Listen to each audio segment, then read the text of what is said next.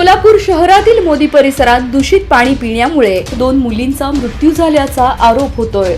जिया आणि ममता म्हेत्रे या 2 शाळकरी मुलींचा दुर्दैवी मृत्यू झाला। या घटनेमुळे संपूर्ण परिसरात हळहळ व्यक्त करण्यात येत आहे। आज पालकमंत्री जयकुमार गोरे यांनी मृत मुलींच्या कुटुंबियांची भेट घेऊन त्यांचे सांत्वन केले। त्यांनी या दुःखद प्रसंगावर शोक व्यक्त करत प्रत्येकी 1 लाख रुपयांची आर्थिक मदत जाहीर केली। यावेळी सोलापूर शहराचे आमदार देवेंद्र कोठे देखील उपस्थित होते।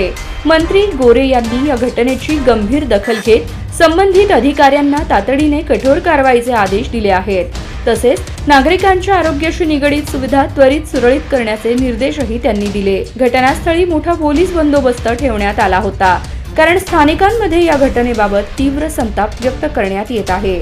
प्रशासनाकडून दूषित पाणी पुरवठ्याची चौकशी सुरू असून दोषींवर कारवाई केली जाणार असल्याची माहिती देण्यात आली आहे।